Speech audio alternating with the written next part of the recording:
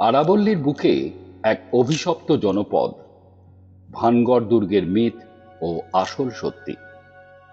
আরাবল্লী পর্বতের ঘন সবুজ পটভূমিতে 450 বছর ধরে দাঁড়িয়ে আছে ছাদবিহীন এক প্রাচীন দুর্গ। দিনের বেলায় সূর্যের আলোয় জায়গাটা আর পাঁচটা সাধারণ প্রত্নতাত্ত্বিক স্থানের মতোই মনে হয়। পর্যটকরা ভিড় করেন, ছবি তোলেন, গাইডরা পুরনো দিনের গল্প শোনান। কিন্তু গোধূলি নামতেই এই দুর্গের চিত্রটা সম্পূর্ণ পাল্টে যায়। আশেপাশের গ্রামগুলোর দরজা বন্ধ হয়ে যায়, এলাকা হয়ে পড়ে শুনশান। আর্কিওলজিক্যাল সার্ভে অফ ইন্ডিয়ার তরফ থেকে জারি করা কড়া নির্দেশিকা রয়েছে। সূর্যাস্তের পর এবং সূর্যোদয়ের আগে এই দুর্গে প্রবেশ কঠোরভাবে নিষিদ্ধ। বলা হয়, রাতের অন্ধকারে এই ভানগড় দুর্গ থেকে ভেসে আসে অদ্ভুত গোঙানি, নুপুরের ঝনঝনানি আর এক নারীর তীব্র আর্তনাদ। বাতাসে নাকি ছড়িয়ে পড়ে পুরা বারুদের গন্ধ।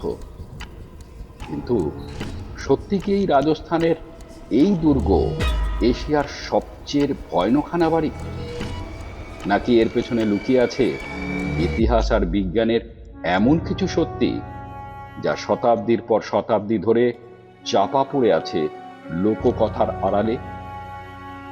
চলুন সেই রহস্যের পাতা উল্টে দেখা যাক।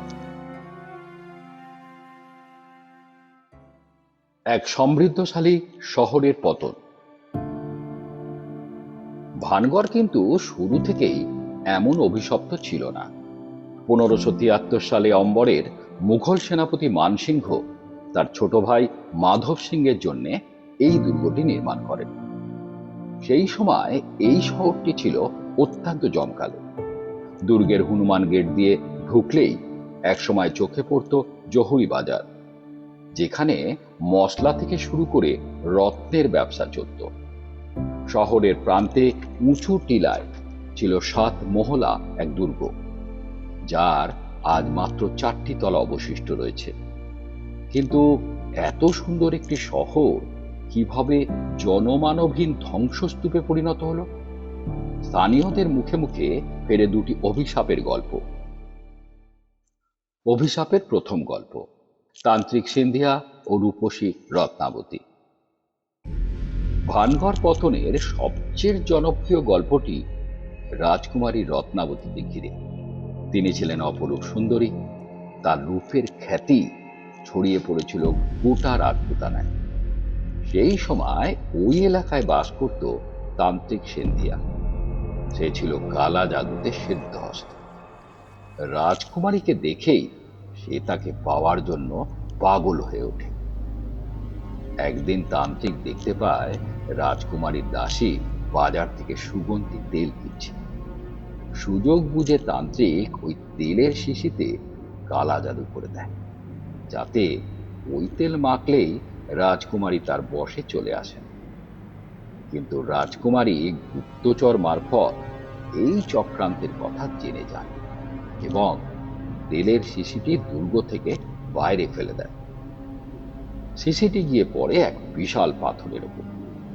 জাদুর প্রভাবে পাথরটি জীবন্ত হয়ে গড়িয়ে সোজা গিয়ে চাপা দেয় তান্ত্রিক সিন্ধিয়া। মৃত্যুর ঠিক আগে সিন্ধিয়া অভিশাপ দেয়, এই দুর্গ এবং শহরের প্রতিটি মানুষ ধ্বংস হয়ে যাবে, কেউই আর পুনর্জন্ম পাবে না। বলা হয়, এর কিছুকাল পরেই এক ভয়ানক যুদ্ধে রাজকুমারী সহ পুরো শহরের পতন হয়। অভিশাপের দ্বিতীয় গল্প, যোগী বালানাথের ক্রোধ। আরেকটি কিংবদন্তি অনুসারে এই দুর্গ তৈরির আগে রাজা মাধব সিংহ স্থানীয় সাধু যোগী বালানাথের অনুমতি নিয়েছিলেন। সাধুর একটাই শর্ত ছিল, দুর্গের উচ্চতা যেন কখনোই এত বেশি না হয় যে তার ছায়া সাধুর আশ্রমের উপর পড়ে। মাধব সিংহ কথা রাখলেও তার বংশধররা এই সতর্কবাণী ভুলে দুর্গের উচ্চতা বাড়িয়ে দেন। যেদিন দুর্গের অশুভ ছায়া যোগী বালানাথের আশ্রমকে স্পর্শ করল, সেই দিন থেকেই নাকি ধ্বংস নেমে আসে ভানগড়ের বুকে। শুরু হয় মহামারী আর মৃত্যু মিছিল। মিথের আড়ালে বিজ্ঞান ও ইতিহাসের আসল সত্যি। গল্পগুলো শুনতে রোমাঞ্চকর হলেও বাস্তবতা অনেকটাই ভিন্ন।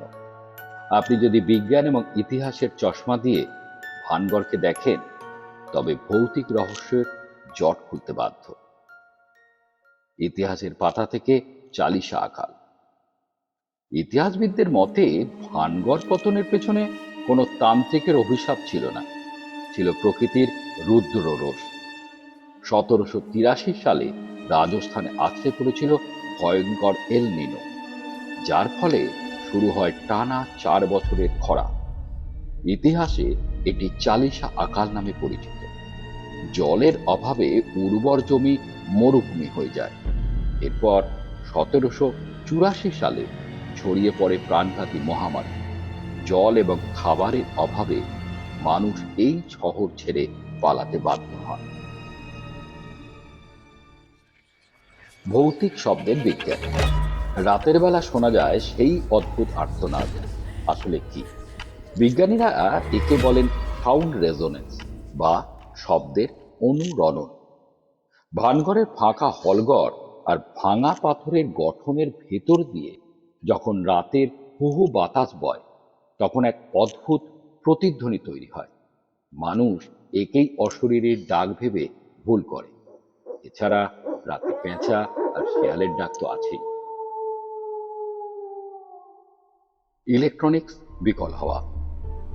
ভানগড়ে গেলে নাকি ক্যামেরা বা ফোন কাজ করা বন্ধ করে দেয়। এর সম্ভাব্য কারণ হলো স্থানীয় মাটি ও পুরনো পাথরের নিচে থাকা খনিজ পদার্থ, যা অনেক সময় উচ্চমাত্রার ইলেকট্রোম্যাগনেটিক ফিল্ড তৈরি করে। এটি যেমন ইলেকট্রনিক গ্যাজেট বিকল করতে পারে, তেমনি মানুষের মস্তিষ্কে এক ধরনের বিভ্রম বা অস্বস্তি, যেমন হালকা মাথা ঘোরা, ভয় পাওয়া তৈরি করতে পারে। রহস্যময় সবুজ আলো। গভীর রাতে দুর্গে সবুজ আলো দেখার দাবি করেছেন অনেক। এর পেছনে রয়েছে প্রকৃতির এক চমৎকার ম্যাজিক। বায়োলুমিনেসেন্ট মাশরুম, স্যাঁতস্যাঁতে পুরনো পাথরের ওপর ওমফালোটাস নোডিফর্মিস নামক এক প্রকার ছত্রাক জন্মায়, যাদের ঘোস্ট মাশরুম বলা হয়। লুসিফারিন নামক রাসায়নিক বিক্রিয়ার ফলে এর অন্ধকারে অদ্ভুত সবুজ আলো বিকিরণ করে। ভয়ের ব্যবসা বা ডার্ক ট্যুরিজম। আজকের দিনে ভানগড়ের আসল সত্যিটা হলো ডার্ক ট্যুরিজম। ভয় আর রহস্য মানুষের খুব প্রিয়। এই ভুতুরে তকমাটাই আজ ওই এলাকার অর্থনীতির মূল চালিকা শক্তি। বিখ্যাত প্যারানর্মাল ইনভেস্টিগেটর গৌরব তেওয়ারিও এখানে রাত কাটিয়েছিলেন আধুনিক যন্ত্রপাতির সাহায্যে, কিন্তু কোনো বৈজ্ঞানিকভাবে প্রমাণিত ভূতের অস্তিত্ব তিনি পান। তবে সন্ধ্যার পর ওই দুর্গ বিপজ্জনক হয়ে ওঠে ঠিকই, কিন্তু ভূতের জন্য নয়, জঙ্গলি জানোয়ারের জন্য। সরিঙ্কা ব্যাঘ্র প্রকল্পের খুব কাছে হওয়ায় রাতে এখানে বন্য প্রাণীদের অবাধ আনাগোনা থাকে। মানুষের সুরক্ষার জন্যই তাই সূর্যাস্তের পর প্রবেশ নিষেধ। ভানগড় আজও দাঁড়িয়ে আছে ইতিহাস আর মিথের এক অদ্ভুত দোলাচালে। বিজ্ঞান আমাদের যুক্তি দেয়, ইতিহাস দেখায় অতীত, আর মানুষের মন ভালোবাসে রহস্যে মেতে থাকতে।